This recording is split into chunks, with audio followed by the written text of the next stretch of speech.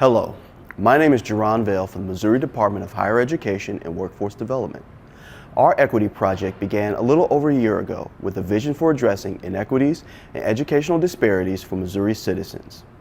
The department's desire is to build a careful process for addressing inequities and show our commitment toward equitable outcomes for all Missourians aligned with our vision to empower every Missourian with the skills and education needed for success. The Building Bridges series is an informative look at how Missouri's colleges, universities, and community organizations are addressing equity. We hope you learn from these shared experiences, and thank you again for joining us. All right, let's go ahead and jump in and get started. Hello, everyone. Thank you for joining us. Quite a few more people will join on and hop on later. So really appreciate everyone joining. My name is Jerron Vale, Missouri Department of Higher Education Workforce Development Program Specialist. Back again, another Bridges to Success webinar series. Just wanted to kind of get a couple of housekeeping items out of the way. The first thing we'd like to say is that the host will be changing soon. This will be my last Bridges to Success webinar. So if you heard me over the past year or so, this will be our last one. I'm actually leaving the department to become the Director of Student Engagement and Wellness at William Woods University. So pretty cool opportunity, pretty big step, but I really appreciate everyone joining for the past year or so, and I appreciate your time.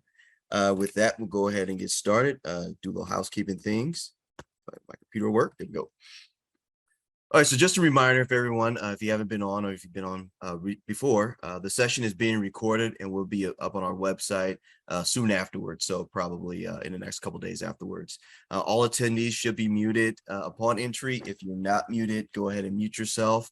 And I'll also be looking at those who come in, and I'll mute those individuals as well.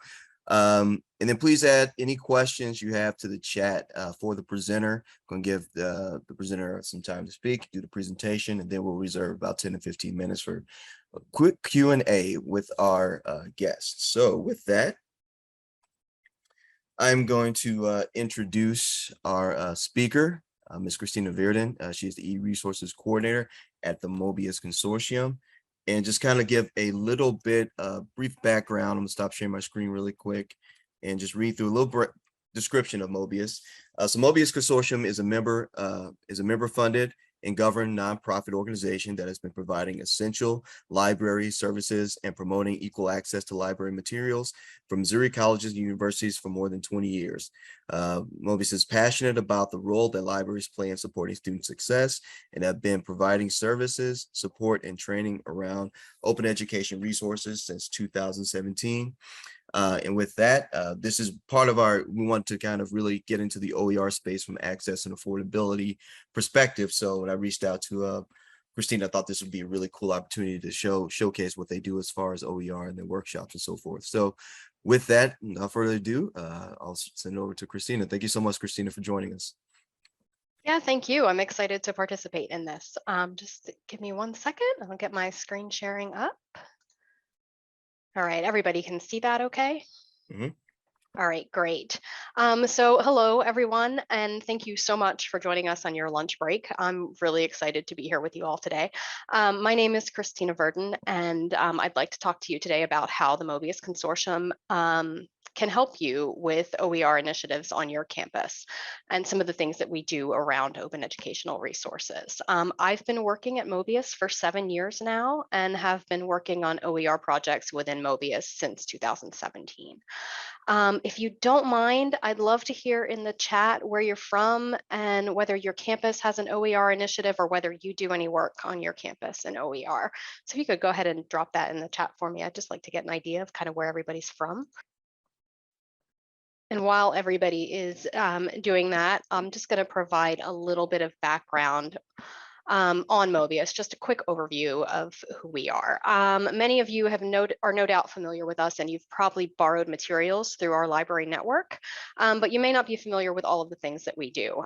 From our mission and vision statement, we are a vibrant collaborative partnership of libraries providing access to shared information resources, services, and expertise. A main focus of our work is helping libraries come together to share resources, technology, and services to help users access information and resources that they need quickly and efficiently, no matter where in our network they're located. We're also committed to helping our libraries work together and learn from one another by creating a culture of collaboration and community. We do this a number of ways: by offering support, by providing networking opportunities, trainings. We host an annual conference, and we host spaces for discussion. We're also member governed. We're a nonprofit organization, so our members really drive the work we do and set our strategic goals. So now that I've outlined our broad mission, these are just a few of the specific things we do. As I said before, our resource sharing and courier network are probably the things that users know us best for. I'm going to guess that some of you have borrowed a book through Mobius. We maintain a shared catalog of nearly 30 million items, and we move those items all over the state, giving library patrons access to resources far beyond what they might have at their local library collections. We also support and manage shared library software systems. We manage open source software systems. We negotiate discounted access to databases and electronic journal packages. We provide access to shared ebook collections, support digitization work, and institutional repository work. And we provide a variety of training and professional development activities. We count 80 members, 80 libraries among our membership, including 64 academic libraries. Most of those are located in Missouri, and this includes both private and public four-year colleges and universities. It includes community colleges, technical colleges, seminaries, HBCUs, and specialty schools such as a School of Nursing and a School of Pharmacy. In addition to that, we have some public library and special library members. This includes schools of all sizes. We cover very large institutions like the University of Missouri System down to very tiny seminary colleges. It also likely includes your library, since we do cover the majority of Missouri institutions. So kind of now that you know a little bit about us and what we do, how did we get into OER and affordability work? It's something that our membership approached us about. We were approached about joining an OER organization by one of our members, and when we presented the idea at a membership meeting, there was a strong support for it among the members. Libraries were already working in this space and emerging as important players in terms of providing faculty support and education. We were starting to see some of our sister consortia in other states getting involved in OER work and joining some of these organizations. And it just seemed like a natural fit with the work that libraries already do. Also, we're always looking for new ways to support members, and we saw this as an opportunity to help members launch initiatives, connect with each other, and see what was working at other institutions, and to offset the cost of membership in some of these OER organizations. Finally, there's a lot of overlap between the overall goals of the OER movement and our goals. Access to educational resources is often framed as an equity issue. And lack of access to materials can be a barrier, and it can impact student success. OER can be used in a lot of creative ways to promote both academic freedom and inclusiveness. And our members, patrons, are students and faculty, and we want to provide them with experiences, tools, and resources that enhance their educational experience.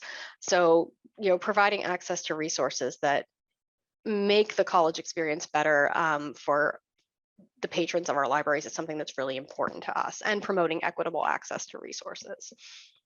Thinking everybody probably has varying levels of familiarity with OER. So I'm just going to provide kind of a quick definition of open educational resources.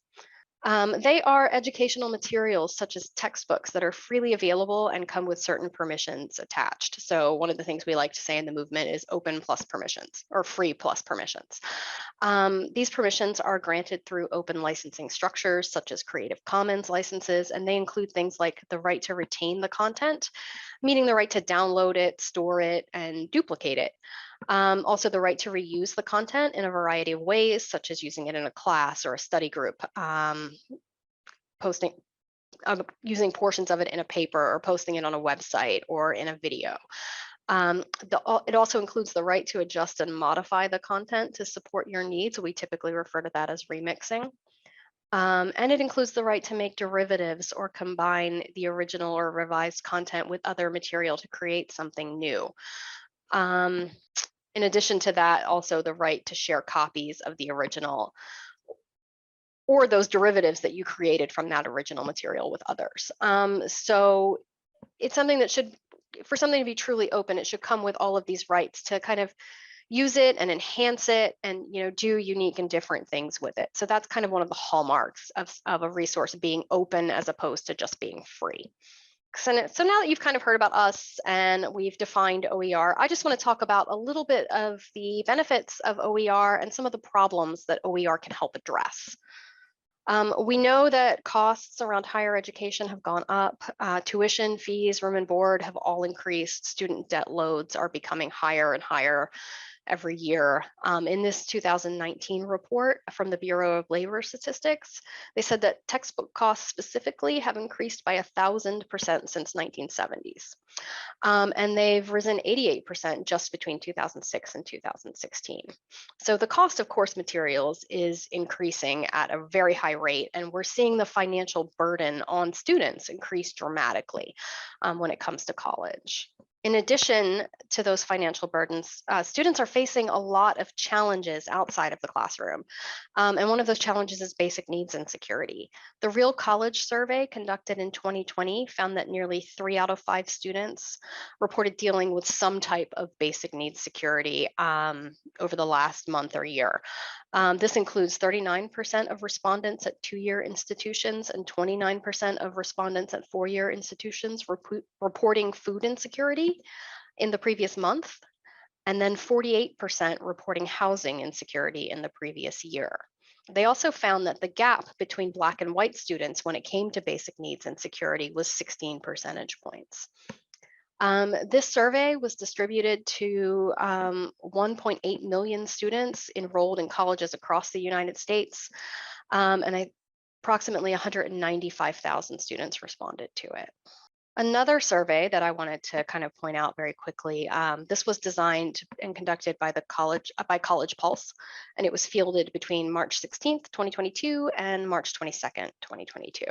And it looked at the top stressors impacting students in the previous month. And it found that concerns about money ranked really high for students.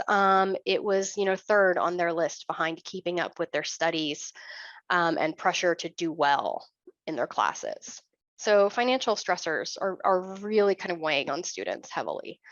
They're a big concern for students, but a lot of the costs that we think of, with college are fixed. Tuition and fees, meal plans, room and board. There's not a lot of room to kind of adjust in those costs. Students kind of, have to pay what they have to pay. Course materials, while they're not a huge portion of the overall cost, of attending college, are one of those areas where students tend to have a bit of wiggle room, and they'll often try to save money on those materials. And sometimes when they do it to their detriment. These are just a few of the strategies that they use. And we've probably all seen these, right? In students that we've worked with. I can honestly say that I've employed some of these in my own academic career to save money on textbooks.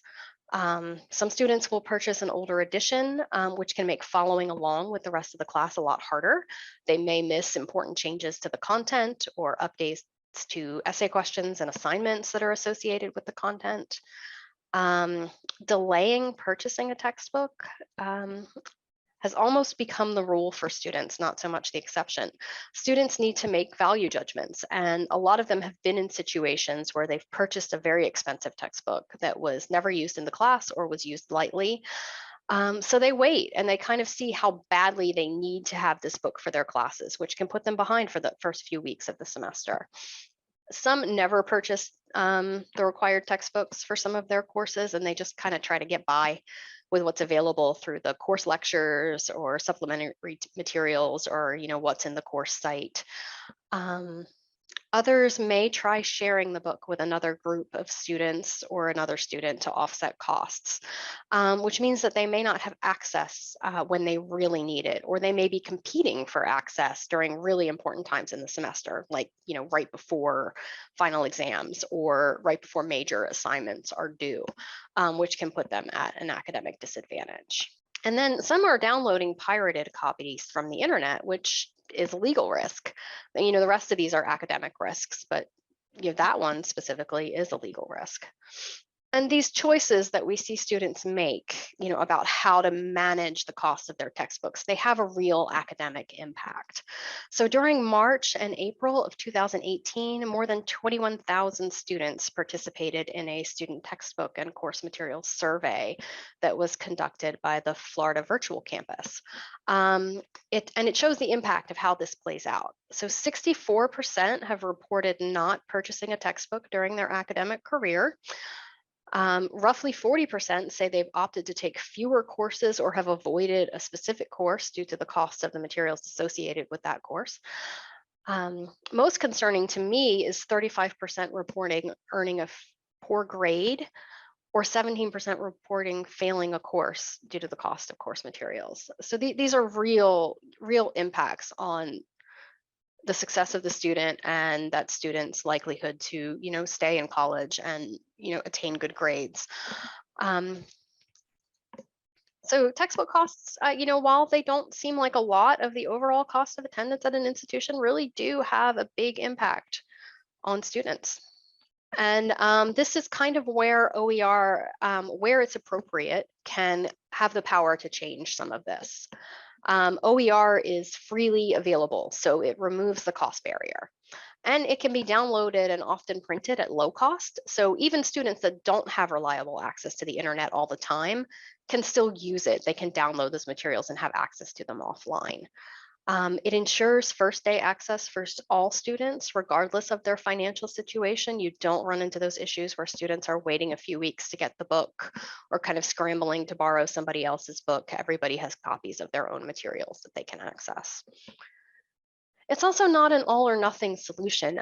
It can be adopted whole for entire courses. Partially, you can use, bits and pieces of different OERs in your courses. You can use a, standard textbook along with some OER materials, and it can be modified to meet teaching needs. So it's a flexible solution, not an all-in-one. It can be adapted to reflect local, cultural, regional, and geographical differences, which means that you can make it so that students see themselves in the material, and so it directly relates to their experiences. There's been a lot of really great examples of folks taking existing OER textbooks and adopting them for different parts of the world and different regions, or kind of making them more specific to what students are likely to be doing, in the areas that they're living and working in. There are also a lot of interesting ways that open practices can be incorporated into teaching.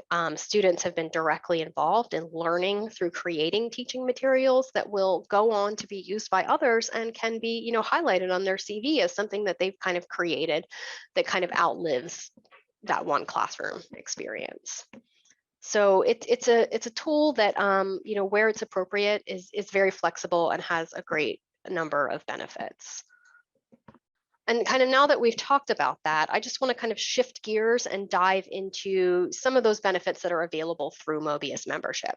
As I mentioned before, most Missouri colleges and universities are members of Mobius. So these are things that you would already be entitled to have access to and use by virtue of your library being part of Mobius. Your library has access to these things.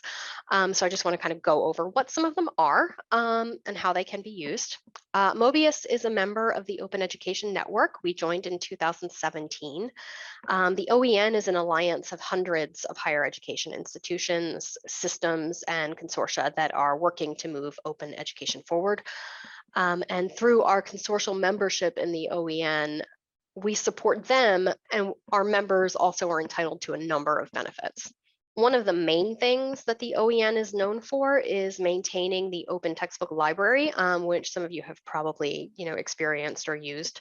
It's one of the most comprehensive libraries of original OER textbooks that are either in use at multiple institutions of higher education, or they're affiliated with an institution affiliated in some way, as in kind of created at that institution of higher education, or by a scholarly society or a professional society.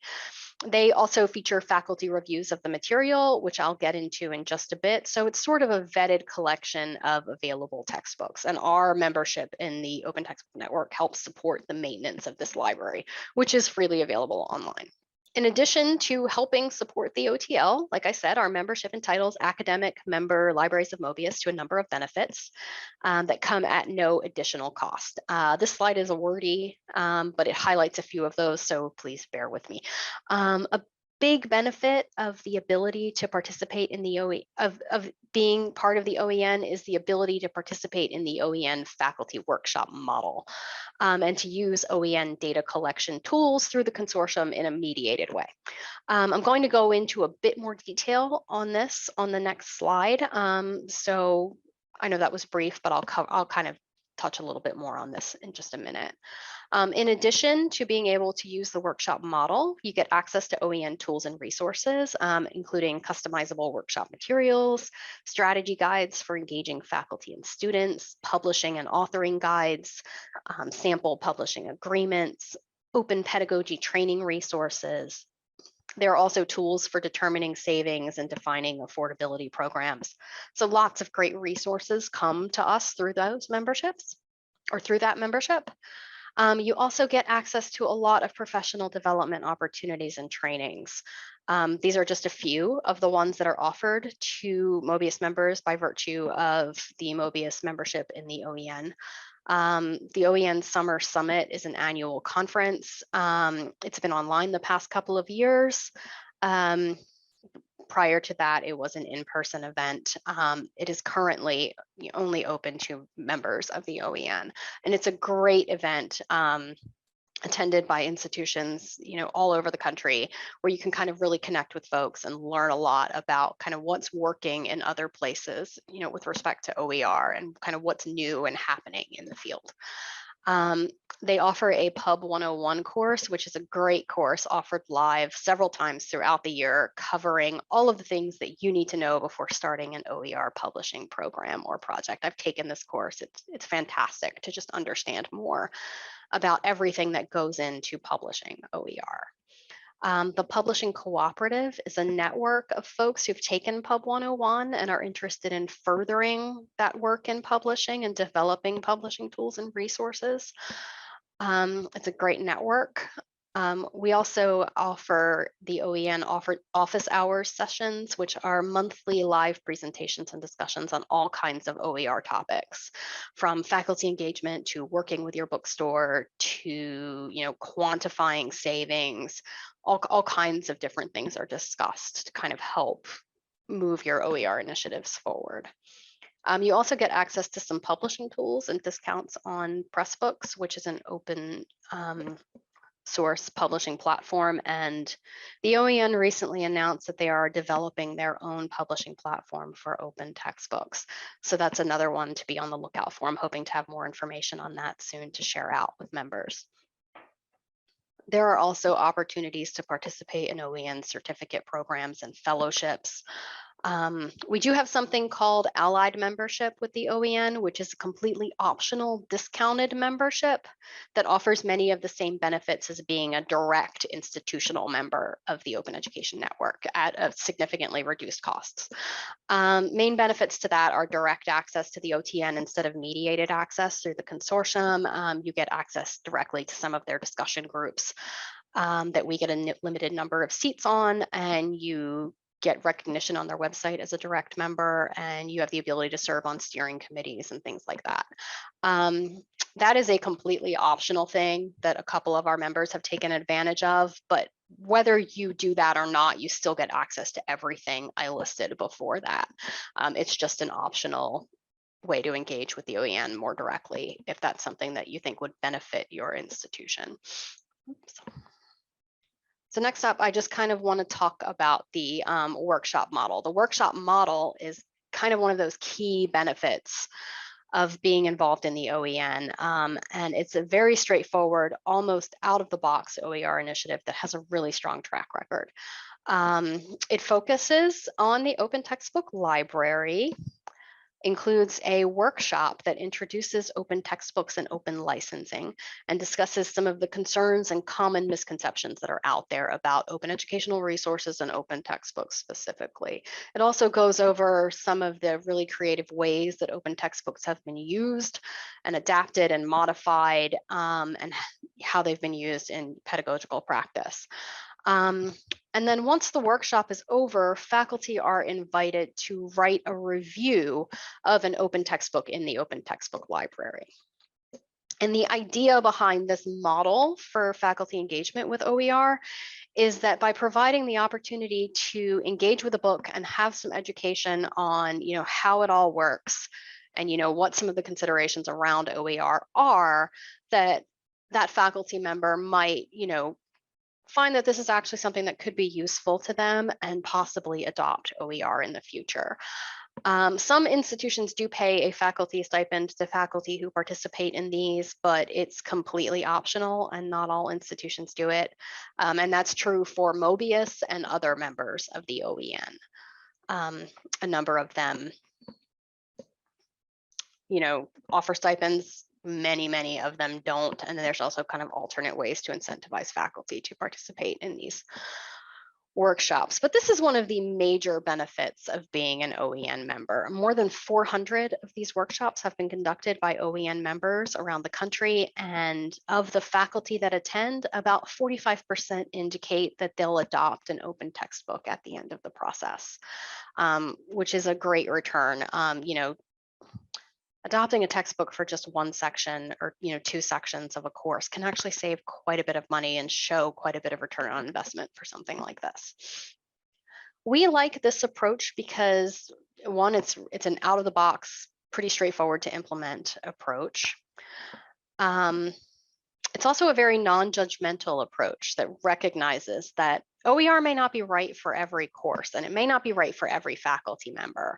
And it's not asking for something big like a course redesign or for you to develop a textbook. It's really just aims to kind of present open as an option to be looked at among all of the other textbook options that are out there, and to kind of be seriously considered. We started out this process training librarians within Mobius on how to do these workshops on their own campuses, but we've realized that not everyone who would like to host one of these really has the time or the staff resources to do this.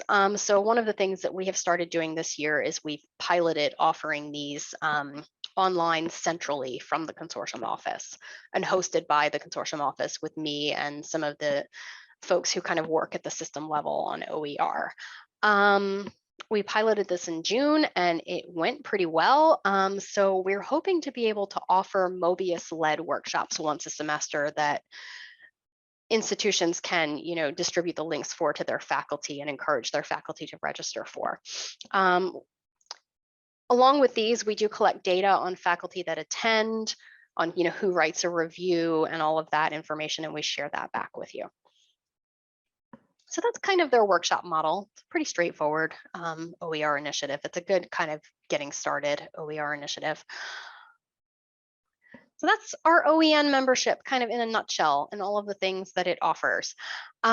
Next up, I just want to talk a little bit about OER Commons. OER Commons is a repository of all things OER, not just textbooks. So think of syllabi, course shells, lectures, individual assignments, tests and quizzes, ancillary materials to textbooks, all different kinds of things, and basically any sort of educational resource that can be openly licensed.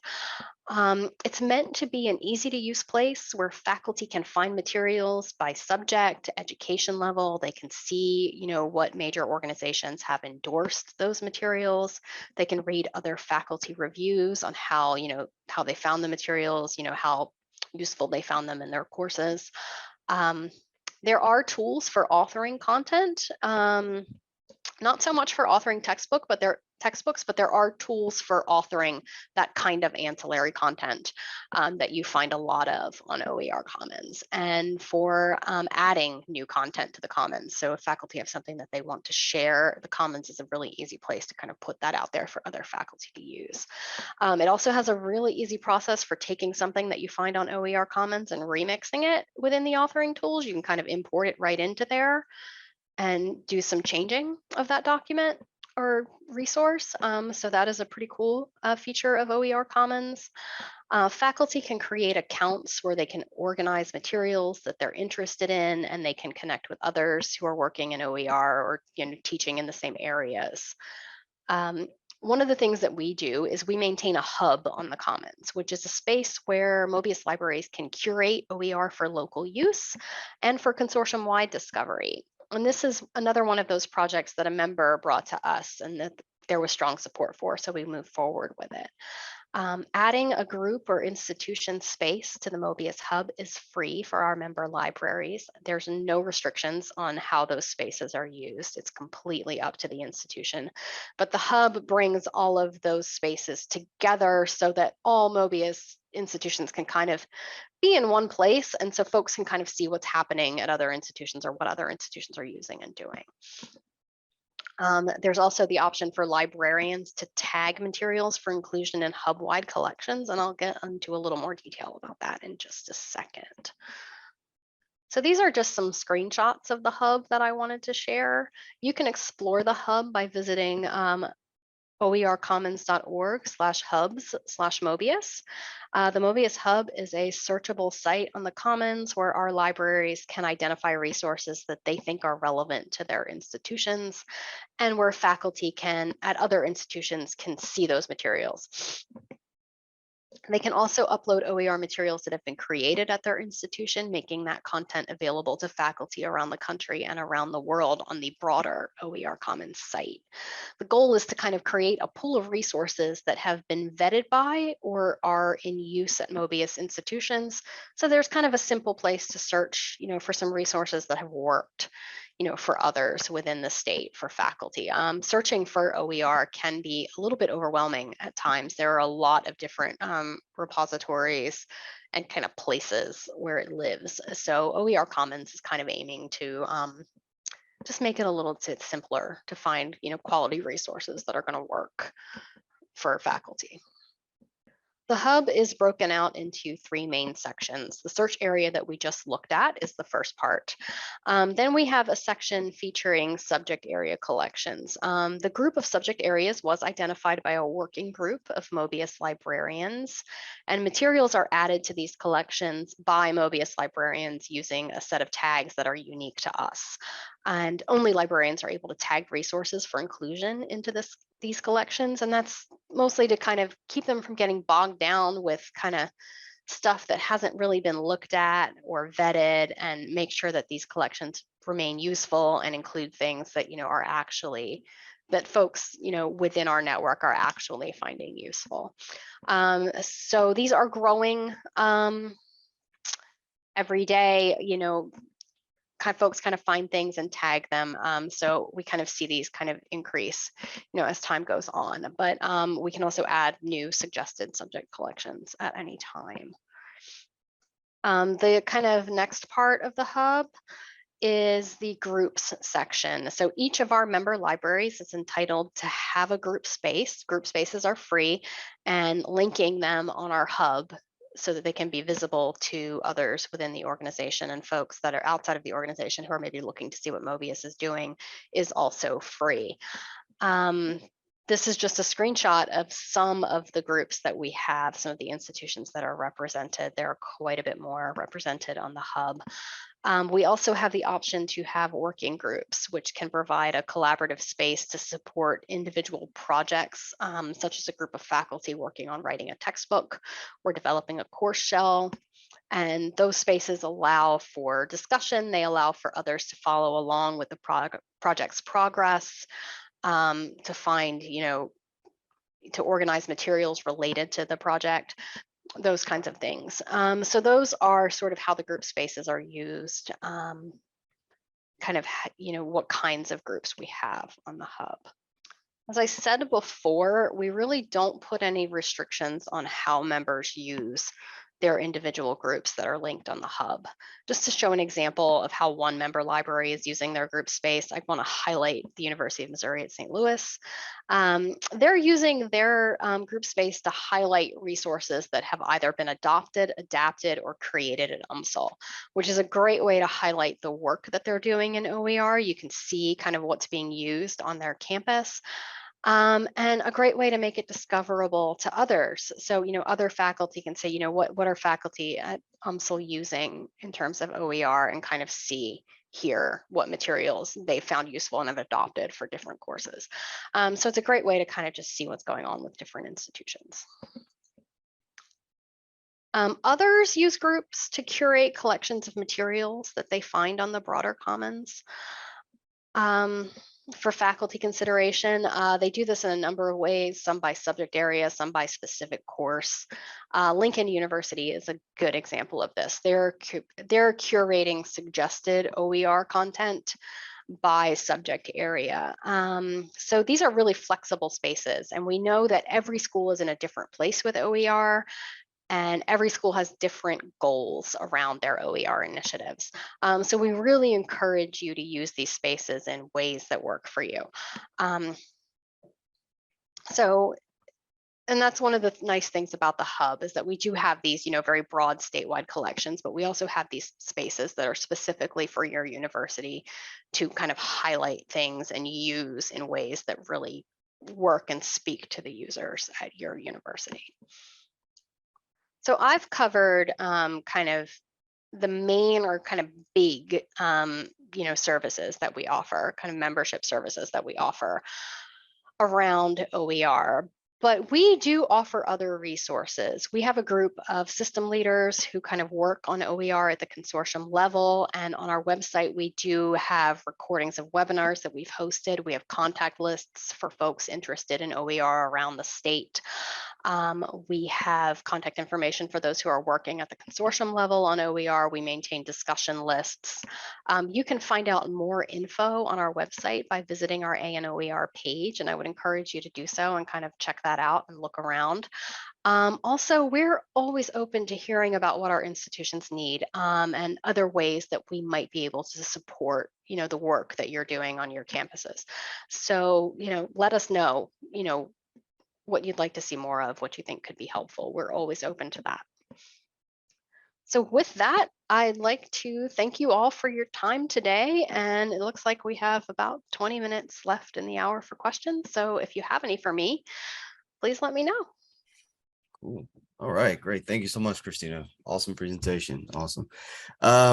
If you have any questions, please put them in the chat, and I will. Oh, we actually have one here. Mark's got his hand. Go ahead, Mark. Go ahead and unmute yourself. Go ahead. All right. So I'm not a librarian. I don't work on a college campus. So you probably wonder, why would the after-school guy be in this meeting? And so let me tell you why. The work that we're doing to help, because we serve a lot of the students that would take advantage of this particular resource because they're under-resourced, they're coming into college, they may be first gen, they're looking for ways, and they may not have this information, and they're getting on college for the first time, and then all of a sudden they get overwhelmed by what ends up happening as they experience this. My question is, how can we make sure this information, it's great that the college campuses, I love that you guys are doing this. I love where this is. I love the fact that college campus librarians are on here and they can, but how can we get the information on the front side to students so they are aware of it before they even get to a campus? Because often those concerns on the finance side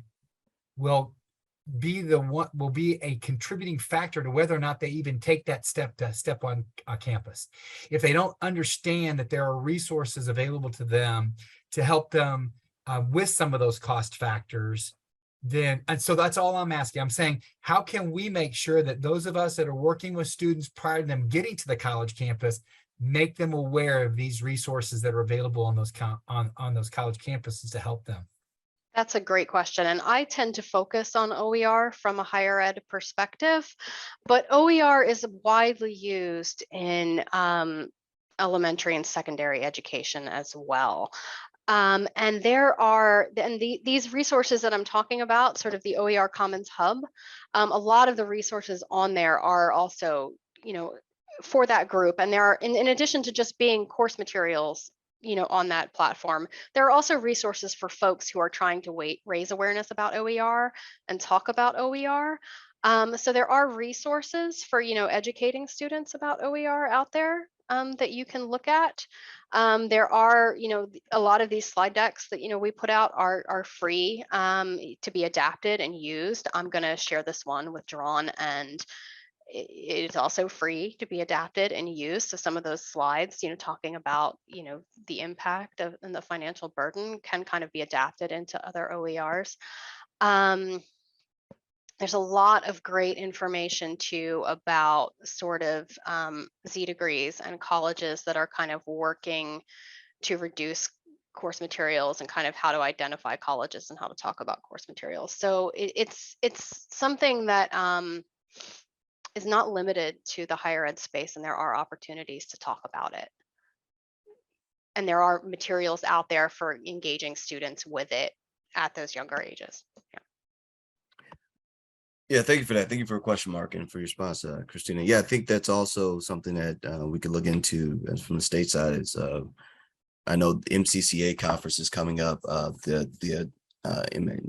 probably saying the wrong acronym, but there's a Missouri High School Counselors conference that's coming up, which would possibly be possible to say something about that there, or other conferences or other workshops and whatnot. So yeah, I was just ready to say that. I think a session like this at the Missouri School Counselors Association conference in November MSCA, would be, there you go. Yeah, would be great. Yeah. So and then the other thing too is that we host what we call CAPSA, our initiative. We are funded with monies from the Charles Stewart Mott Foundation to promote college career readiness. We call it CAPSA, Career Awareness Post-Secondary Access, but we do a symposium, and our goal is to bring school counselors, CTE advisors, all these various folks together to talk about the role that after school can play to support them in the work that they do. And I think a session like this could be a possible opportunity. What you just did, Christine, would be great to just show what's available in terms of helping students become successful as they make these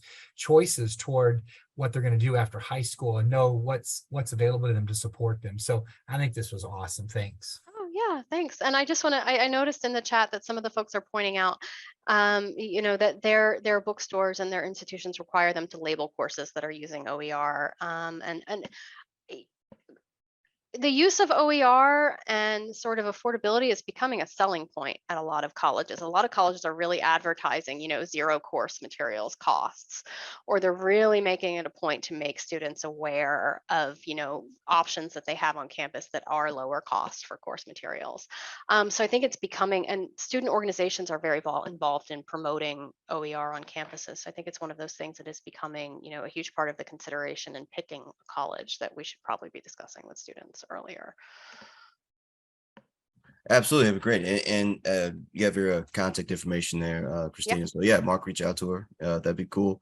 Making connections is what we try and do. That's awesome. That's awesome. Just real quick on the, I did have a question on the instructor or faculty perspective. Christina, you kind of said that, of course, faculty members don't really have, are you hearing that they don't have the time or the, the kind of time or the space to really develop OER? How do you help faculty members navigate through that? Are there resources or tools that you can kind of talk about that help kind of support faculty members that might be interested in OER but really feel like they don't have the time? Is that through your workshop? Is that through other tools and resources that you have? Just kind of talk about that. How do you really get faculty on board to really start to use it if they are having some barriers to OER? So the workshop is a huge part of that in terms of, because it spends a lot of time really sort of dispelling the myths and kind of going into how you find OER. So that's a huge part of kind of loosening up some of those barriers and helping faculty understand sort of, what these resources are and where they come from. There can be a lot of misconceptions out there about quality of OER or how it gets produced, and the workshop really addresses that. So that kind of helps faculty kind of dip their toe in and kind of learn more about OER if it's not something that they're aware of. We do have some resources on our website for librarians on how to do consultations with faculty around OER. One of the things that we encourage is if you're interested in OER, reaching out to your library. Librarians love nothing more than a good hunt. I'm a former reference librarian, and it's one of my favorite things to do. And a lot of times there are librarians on your campus who are willing to kind of help you navigate some of the difficulties in finding different resources, so they can kind of work with you on that and going over where to look and how to evaluate them. So that's one of the things. We very much focus on training librarians on OER and how to engage with faculty on OER, since our membership are libraries and not necessarily, we tend to engage with librarians and not the broader faculty. So we kind of teach them how to reach out to faculty. So that's a big part of our strategy. But we do have some resources on our website for how to find OER and kind of get involved with it. And I think a big sort of, thing when you're talking about OER is kind of pointing out that it's not an all or nothing solution. Sometimes the idea of adopting a completely brand new textbook and really changing your whole course is just a lot to ask from folks. So, OER can be sort of a piecemeal thing. You can try, a chapter from a resource and see how it goes, or kind of, ease into it. It doesn't have to be sort of a all or nothing thing. Awesome, great. I actually see some comments in there from Richard, of course. From Richard, who says that they work really closely with their librarian, Lisa Farrell. So that's really awesome at their campus around CT courses. So that's really cool. Going above the faculty, so you have the faculty engagement. How can librarians also engage, if they are interested, engage more of the leadership, whether it be the CAO or the office of those that build curriculum, or the deans in the schools and whatnot? Is there, you kind of get into those conversations with your librarians and how not only to bring the instructors, but those various leadership roles into the OER space, and how it's beneficial for the campus in general? We do talk about that a bit. It kind of varies by institution in terms of, institutional goals and things like that. But we do encourage, the offering of, kind of information sessions on this, kind of sharing out flyers. We do have some one-pagers that we provide about sort of, the Open Education Network and some of these other organizations that kind of, give a quick overview of the benefits for sharing. We encourage working with different departments to kind of raise awareness. There are a lot of kind of strategy guides and things like that out there as well for engaging students, because a lot of times these initiatives kind of, they really gain momentum when it becomes something that students see value in and want to see move forward. Cool. All right, cool. Yeah, thank you for that. Sorry about that. Screen's not working. Any other questions? Any other comments? If you want to, go ahead and mute yourself if you want to. But if not, I think we're good. I really appreciate you, Christina. This has been really awesome. Awesome presentation. Thank you so much for joining us, for your time and everything. Oh, actually, we have a question. Go ahead, Lisa. I'm sorry, I didn't see your hand there. Hi, I just wanted to toss out there too. It doesn't all have to be a digital online book. Many of the resources that Christina mentioned in OEN do have a print component available, and they are very, very reasonably cost. Sociology 101 might be a $40 hardback textbook that your college bookstore can still sell. So if your students enjoy that print option, it's not necessarily taking money out of your bookstore's pocket either, because right now students are using other places to buy their books. So this might get a little bit of money back into their pocket, because now it's a reasonably cost book. For Sociology 101, $40 instead of $180. So bookstore also gets really involved with this too. And we've had a great relationship on campus with our faculty, our bookstore, and the library. I'm out at East Central in Union, Missouri. So just wanted to give a shout out. If you still like that print medium, there's many options available for that. And those can be sold as at a slight markup. There's not a, they don't have to just be sold at cost. So bookstores can kind of recuperate their cost on OER, which is a great way to get those print copies. As Lisa said, Lisa is one of our OER system leaders. Well, she won't be this year, but she's worked with us for the past few years as one of our OER system leaders, and works in a campus environment. So it's a fantastic resource for kind of navigating working on campus. All right, any other questions? Yes, I have a question. Yeah. I'm going to give a good challenge for Lisa and Christina and anybody else. So I teach welding. Our standard is AWS, American Welding Society. How does OER align with standards with AWS and I guess any other career tech programming? How does that work with OER, and is there sources out there that aligns with standards out in industries? So I guess what I'm trying to say. Sure. Yeah, I can't speak specifically to welding. Career and technical education is one of those areas where in past years there wasn't as much OER available, but there's actually been a lot of grant programs working on producing materials for career and technical education. So we're seeing growing numbers of, textbooks and different OER resources, in that field. And that kind of goes back to, one of the things that, a lot of people don't always realize about OER. They're produced by, scholarly organizations or, organizations that, do education in these areas. A lot of open textbooks are produced out of universities. They're produced out of, groups like OpenStax, which is funded by Rice University and the Hewlett Foundation. They're produced by, different societies.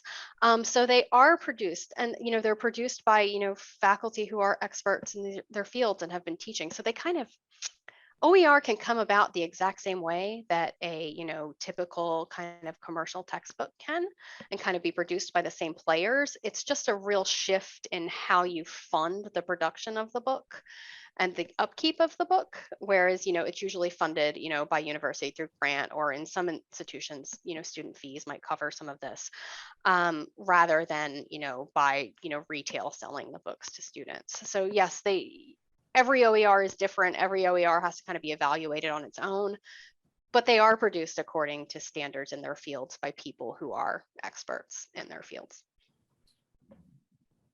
Yeah, absolutely. I appreciate that. And I think Christina, just jump on that. I know with Bob, I've been looking at leading the CTE pipeline here at the department, trying to really see what's available out there. And as Lisa stated, it is growing in a different number of fields, but that would be cool to see some movement in those OER in training, like those entry level requirements, or just those kind of fields like AWS certification or welding certification, those entry level certifications using OER to kind of really help students get into those different fields. So maybe that's something that could come about in the future. But I think, if I'm not mistaken, Christina, it's really just engaging those individuals who are actually doing the training, doing the work, and just kind of engaging them to show the benefit of OER. So if there's a way to do that with more CTE instructors, that'd be pretty cool. I don't know what you thought is about that. Is there a way to, as you said, to kind of house the universities and scholarly organizations, but do you think there is a way, from your work in OER, that there is a way to engage more of the CTE world, more of those career, those vocational training programs? Is there a way to engage OER, and do you think it could work? Absolutely. I mean, I think it's just a matter of, course materials get produced for those programs, just like they could be produced for other programs. And it's a matter of changing how we produce them. And it's a matter of it kind of catching on in those fields and more folks getting involved in the production of those materials. And we're kind of seeing that. There was, I believe it was a year or 2 years ago, there was a grant from the federal government for production of CTE materials that it was a competitive grant, and it was awarded to, I think, a couple of different groups of community colleges that are working in this field. So I think we're going to start to see more materials come out for those fields and hopefully be, found useful and adopted. We're seeing that in nursing, as Lisa mentioned, quite a bit, and, allied health and things like that.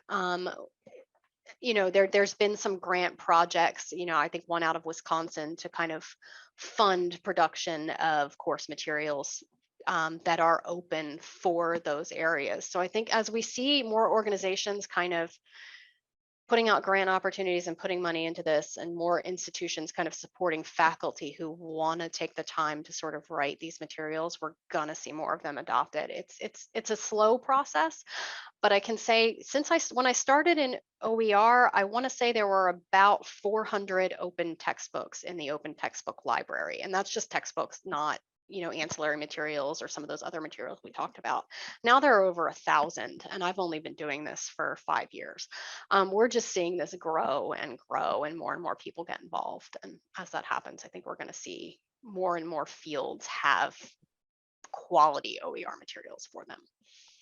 Yeah, and I think that's a really good point of really trying to find those grants that are out there and seeing if there's a way to leverage those opportunities through grants. So there, as you mentioned, Heward is really big in other organizations with funding OER work. So I think that we're going to see more of that. We can just get those instructors connected to those funds and help them grow those networks. Absolutely. Absolutely. This is great. Bobby, did you have something else to say? I'm sorry. Yeah. I've reached out to Lisa, and Lisa's, like Richard said, she's just phenomenal. But she's given me some samples of OER resources, right? And I love them. They work. I can use them. My issue lies in, is it gonna call, I don't want to be negative, but when students enter into the workforce, AWS is always on the front lines of certifications and certificates, all this stuff, right? Is this going to hurt students as they enter into the workforce of industry? What curriculum did you use, or what content did you use? And if AWS or any other standard organization is not backing that textbook or OER resources, I'm always afraid it's going to backlash on me and my program or what have you. I'm not. That's why I'm a little hesitant of using OER at this point. But I love the content. It's no different than AWS puts out. The content's the exact same thing, right? Right. I guess that's why I'm so hesitant. I'll say again, this is career and technical education is not an area of expertise for me, so I don't want to sort of speak to it too much. I can say in other fields, OER is really, like, a lot of those misconceptions are being dispelled, and we're seeing people kind of treat it the same way that they treat sort of other educational materials. There is a great listserv from CCOER. It's the community college OER listserv that anyone can join, and it might be kind of worth kind of floating that out there, specifically where it concerns welding and these kinds of fields, to other faculty who are teaching this, and see kind of what they're thinking and what they've kind of seen in the field. But that's it's CCOER. It should be pretty easy to find. I can send a link to Jerome after this, but it is a great discussion forum for kind of discussing these issues. So that might be a place to hash that out with folks who are kind of in your field. Yeah, cool. Yeah, that'd be great if you could actually just try to bring up the link myself. So no, that'd be awesome. Yeah, so you share that with me. I'll send it out. We'll add that to the website as well for the link. I think we are at time. I really appreciate you so much, Christina, for joining us today. This has been really awesome, really great. Hope we can connect down the line, and I really appreciate everyone for joining us for this session. Thank you so much for being with us today, and I hope to see you next time. Thank you again, Christina, for your time. Yeah, thank you so much. This was fun. Awesome. Take care, everyone. Be well.